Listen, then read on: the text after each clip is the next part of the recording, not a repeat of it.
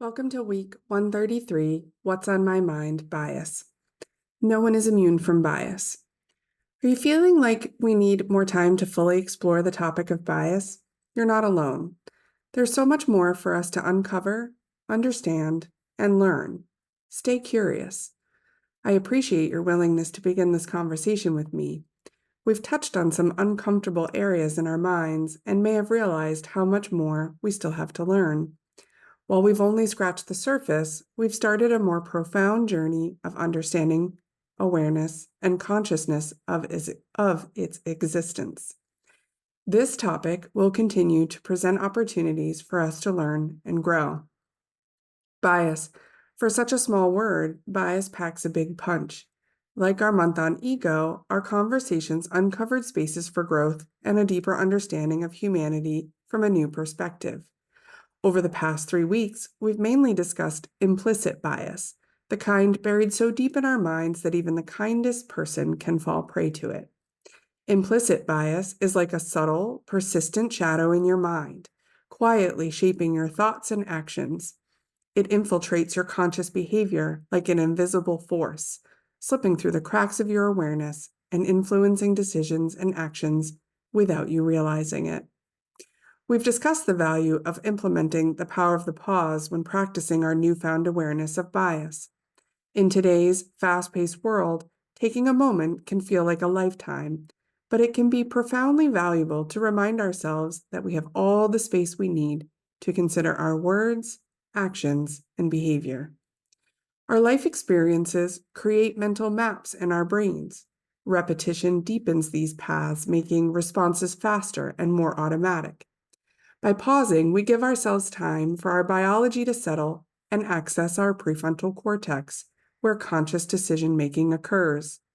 This pause helps us move beyond knee-jerk reactions and responses falling out of our mouths to protect ourselves.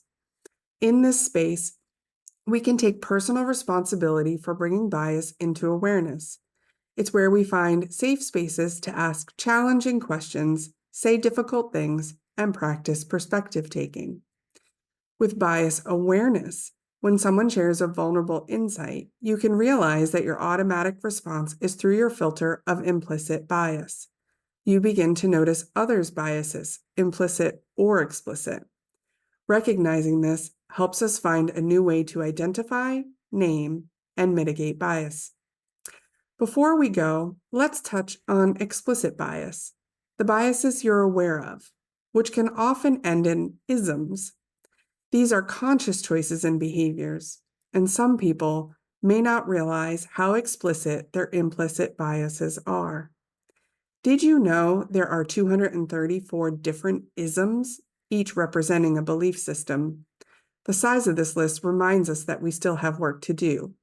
If you're interested in reading them, they're linked at the bottom of my email this week. When something doesn't align with our values or beliefs, pause and get curious. Engage in challenging and uncomfortable conversations that create new connections, neural pathways, and relationships. It's likely a bias that is causing the discomfort. Practice kindness, empathy, and compassion when confronted with someone else's explicit bias. Recognize that beliefs are shaped by experiences, external influences, and mental maps. Over the years, these pathways have deepened. Question what life experiences may have led them to this belief. This is an invitation to acknowledge your privilege and consider another's perspective. We get to choose how we interpret others' behavior and how we respond. Awareness of bias is the first step. Then remind yourself you likely have zero facts to back that up. I hope bringing the existence of bias to the surface has brought your attention to the fact that it exists in everyone. No one is immune to bias. From a brain perspective, it can benefit our body budget and saving us time and energy when getting things done. With awareness of bias, we can think, act, and behave differently as we navigate life. We are better together. We cannot do this alone. We can learn from our bias. This work ripples into our relationships, families, communities, and businesses.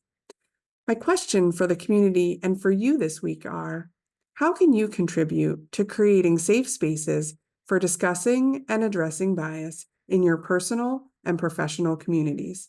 Reply and share with me.